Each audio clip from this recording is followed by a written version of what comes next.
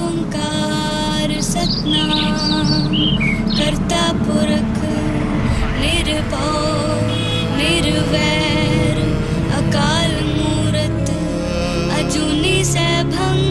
30 साल में हमने क्या देखा? रोना ही देखा है, और अब तक रो भी रहे हैं।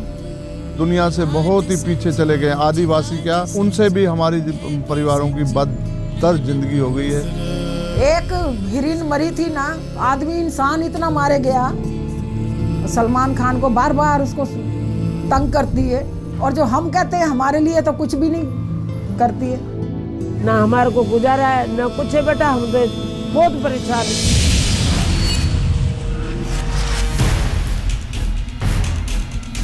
और जब हमें दुख याद आते हैं ना, हमारा मन फट जाता है। और आज हालत ये है कि जैसे वो कहते हैं तारीख पे तारीख, और वहाँ हालत वहीं पे भी।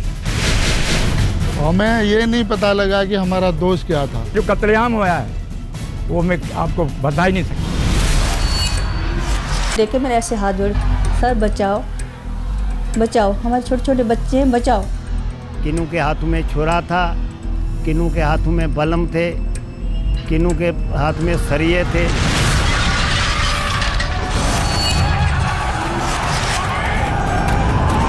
कारा मच गया पूरी कॉलोनी में, बचाओ बचाओ, पुलिस को फ़ोन करें, पुलिस आ गया, कुछ नहीं होता, हम कुछ नहीं कर सकते, हमारे भी हाथ कटे हुए हैं। हथियार बांटे जा रहे थे, तेल बांटा जा रहा था, शराबें बांटी जा रही थी, पैसे बांटे जा रहे थे। पेट्रोल लेके आ रहा, कोई कुछ लेके आ रहा, फिर तो घरों से निकाल के आदमी को तो मार दिया, और एक औरतें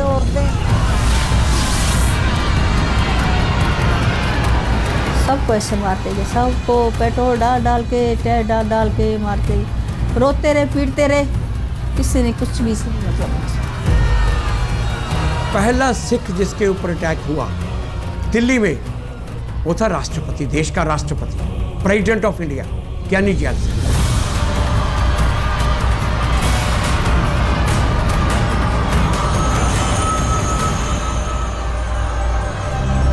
In the last few minutes, reports have come in that Mrs. Gandhi is dead.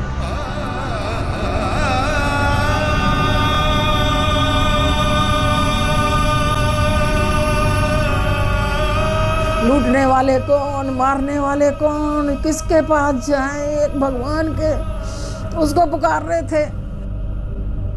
1984 आज तक और हमारे दिमाग में ऐसी बात बैठी हुई, हम कभी नहीं भूल सकते हैं। आज तक यही नहीं पता कि कितने लोग मरे हैं।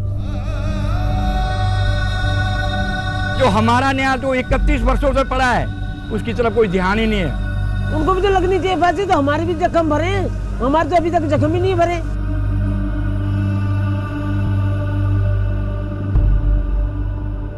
तीन दिन पड़े रहे बच्चे भूखे प्यासे, तड़पते रहे। ये मेरा लड़का 2 साल का था, पानी के लिए, दूध के लिए तरसता रहा। नाली का पानी उठा के इसके मैंने होंठ गीले करे थे। कौन सी माँ ऐसी करेगी जो गंदा पानी नाली का बच्चे को पिला सकते हो? हमारा कलेजा जानता है।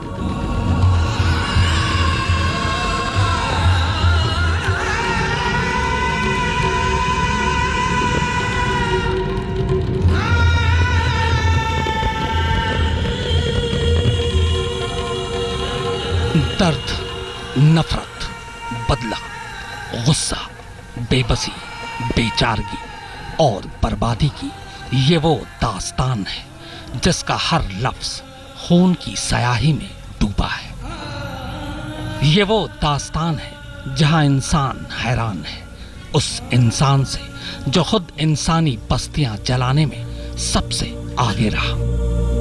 बदले के नाम पर हैवानियत की दास्तान है ये मंजर, ये 31 अक्टूबर। जिस जगह अहले सियासत ने उगाए थे फसाद, घर से स्कूल को जाने का वही रास्ता था। नमस्कार, मैं हूं शम्स ताहिर खान। आज़ाद हिंदुस्तान में अगर किसी एक विवाद में सबसे ज़्यादा जाने गई हैं तो वो है दंगा। और जब दंगे का जिक्र आता है तो याद आता है 31 अक्टूबर। इस मुल्क की तारीख में 31 अक्टूबर 1984 की याद आज भी हर हिंदुस्तानी को सहमा जाती है। पिछले 30 वर्षों में बहुत सारी चीजें बदल गई, बस नहीं बदली तो इस तारीख की टीस। आंसुओं और आहों में लिपटी 31 अक्टूबर 1984 की वो मजलूम चीखें आज भी दिल्ली की कई बस्तियों, मोहल्लों और गलियों में गूंजती हैं।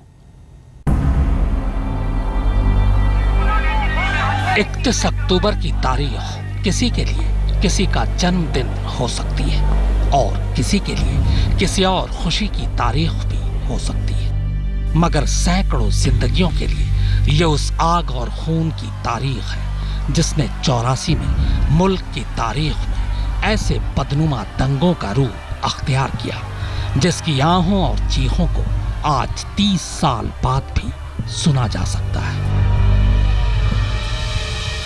हो सकता है किसी की सोच में बूढ़ा बरगद गिरता है जैसा ख्याल अनचाहे ही आ गया हो, मगर उसके बाद जब मौका मिला तब इंसाफ का गला घोटने का भी काम किया गया।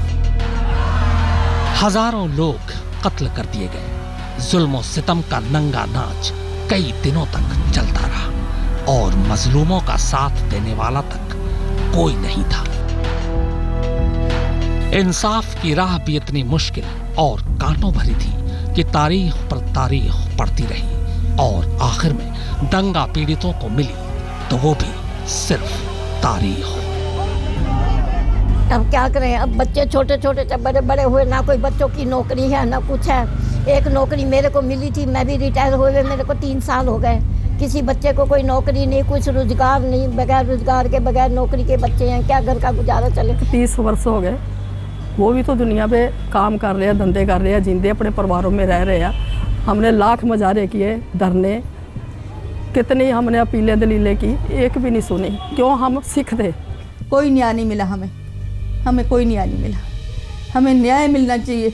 अब 84 जब आता है ना, हमें पता होता है हमारे साथ क्या होता है क्या नहीं होता, कैसे हमने बच्चों को पाला, कैसे हमारी जिंदगी अपनी निकाली है, पता ही नहीं किसी को।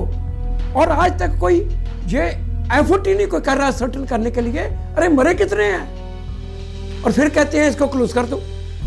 ये बिल्कुल उनकी बात सही है, जो ये हो रहा है यही तो ग्रीवेंस है जो ये पीड़ितों का सबसे बड़ा। यही है तारीख। इतिहास खुद इस 31 अक्टूबर की तारीख के साथ ऐसी चिपक चुकी है कि जिसे आप जितनी कोशिश कर लीजिए लेकिन उस नस्ल के दिमाग से नहीं निकाल सकते जो आज जवान हो चुकी है। उसके भविष्य पर गुजरा हुआ कल जब हथौड़े की तरह पड़ता है तो गुजरी तकलीफ देह 31 अक्टूबर की तारीख जिंदा हो उठती है और सवाल करती है क्या है कोई इंसाफ की तारीख।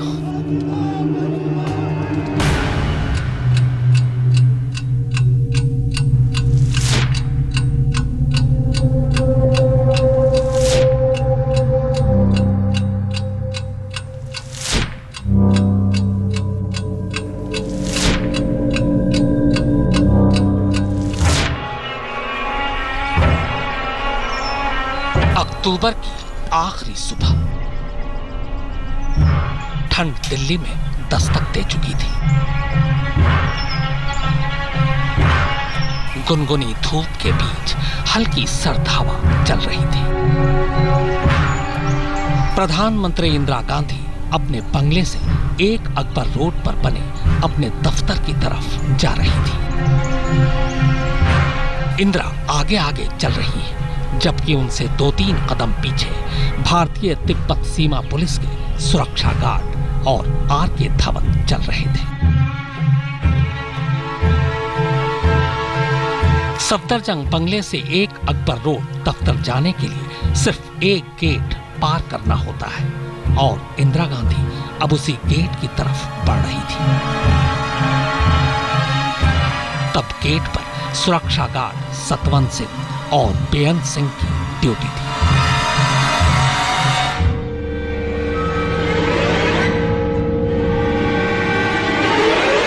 गेट पर पहुंचते ही दोनों इंदिरा गांधी को नमस्ते करते हैं। इधर इंदिरा ने दोनों की नमस्ते का जवाब दिया, उधर उसी पर बेअंत सिंह ने पलक झपकते ही अपनी कमर पर लगे .38 बोर का सर्विस रिवॉल्वर निकाला और बेहद करीब से एक के बाद एक 3 गोलियां दाग दी।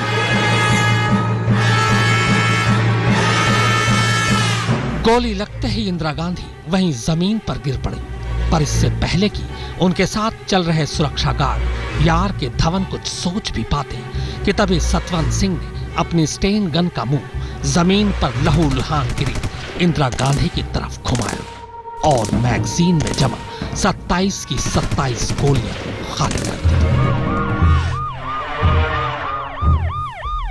एम्स में 12 डॉक्टरों की स्पेशल टीम इंदिरा गांधी को बचाने की हर मुमकिन कोशिश करती है, वो भी तब जबकि बचने की कोई सूरत नजर नहीं आ रही थी। शरीर का कोई भी अहम हिस्सा काम नहीं कर रहा था।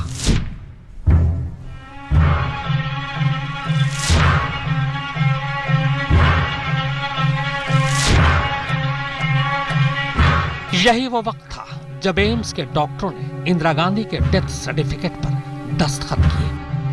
एम्स के अंदर मौजूद हर शख्स को यह हिदायत थी कि इस खबर की भनक बाहर किसी को न लगे, पर तमाम कोशिशों के बावजूद खबर लीक हो गई और दोपहर 1:45 बजे एक सरकारी न्यूज एजेंसी ने इंदिरा गांधी की मौत का ऐलान कर दिया। Reports have come in that Mrs. Gandhi is dead. The shots were fired. देश इस खबर को सुनकर सन्न था, मगर इस खबर के साथ जो खबर आई वो सिहरन पैदा कर गई। इंदिरा गांधी के कातिल के तौर पर 2 सिख सतवंत सिंह और बेअंत सिंह का नाम कुछ ही घंटों के अंदर देश भर की जुबान पर था और जैसे ही ये 2 नाम और उनकी पहचान आम हुई, शाम की लाली खून में और ज्यादा लाल होती चली गई।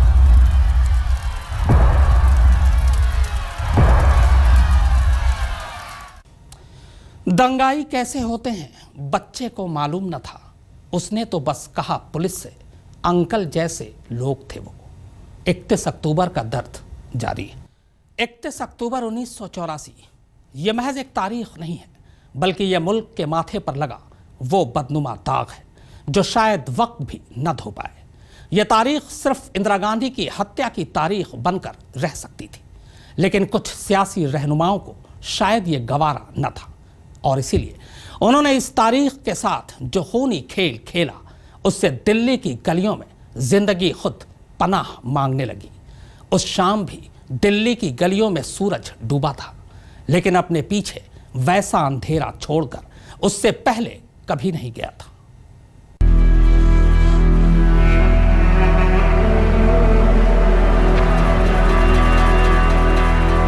सिखर हुक्मे शस्त्र रखने का इस वास्ते कह रहे हैं, सिख शस्त्र ला के कदे बंदा नहीं मारता। असे किसी बंदे ने मारे जान ते कदे किसी ने चलाया, दुष्ट दे झटकाए जान ते ਜਦੋਂ ਤੱਕ ਸਰੀਰ ਵਿੱਚ ਸਵਾਸ ਹੈ, ਮੈਂ ਨਿਸ਼ਚੇ ਨਾਲ ਕਹਿਣਾ ਚਾਹੁੰਦਾ, ਭਾਵੇਂ 20-30 ਲੱਖ ਵੀ ਇੱਕ ਬੰਦਾ ਆ ਜਾਏ ਪੁਲਿਸ ਦਾ, ਜੇ ਉਹਨਾਂ ਨੂੰ ਫੜ ਕੇ ਨਹੀਂ ਲਿਆ ਸਕਦੀ, ਗੁਰੂ ਸਾਹਿਬ ਦੀ ਕਿਰਪਾ।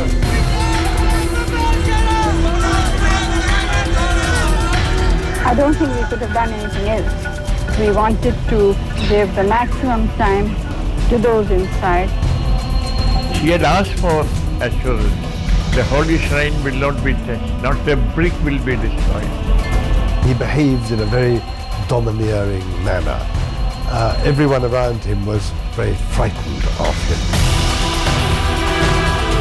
मैं सिख हूँ, ज़रूर हूँ, लेकिन जब हम लोग फौज में भर्ती होते हैं तो हम कसम खाते हैं कि हम देश की सेवा करेंगे। हम रिलीजन, कास्ट, क्रीड किसी चीज़ का परवाह नहीं करते।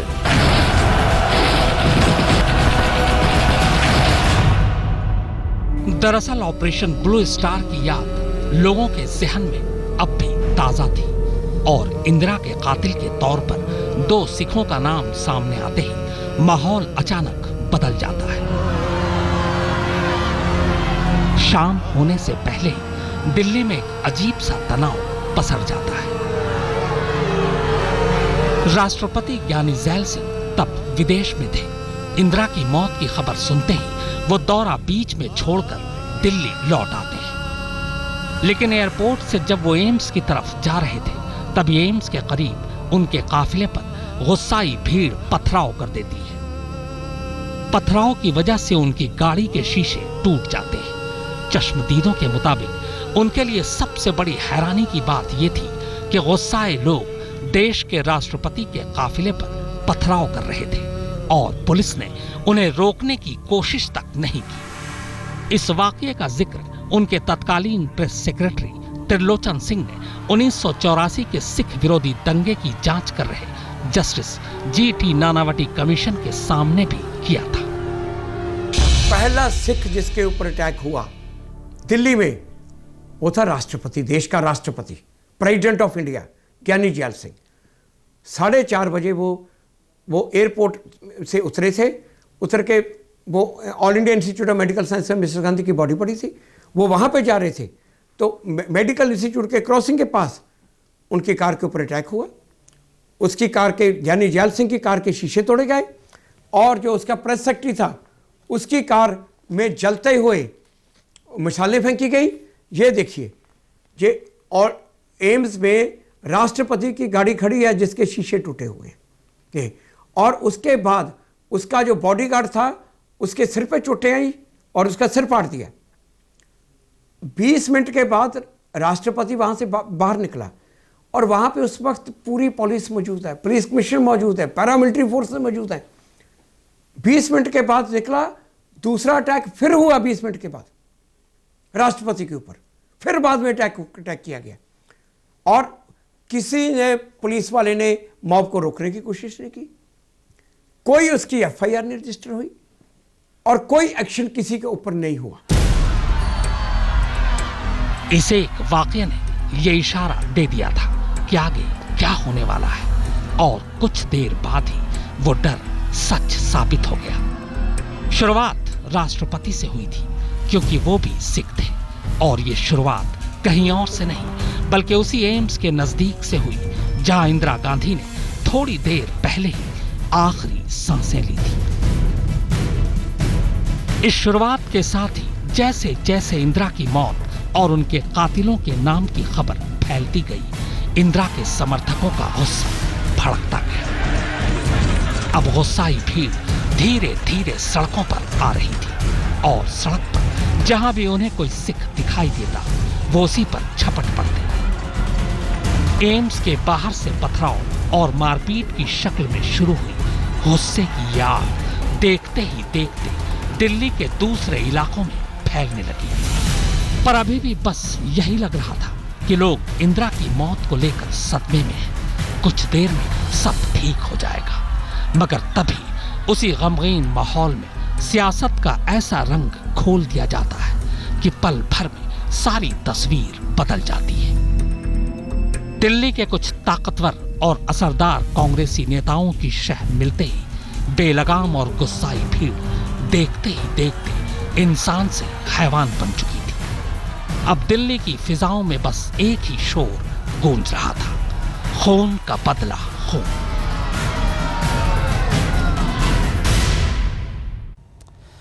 तब घर से निकलते हुए डर लगता था, चांद दीवार पे रखा हुआ सर लगता था। 31 अक्टूबर की कहानी अभी जारी है।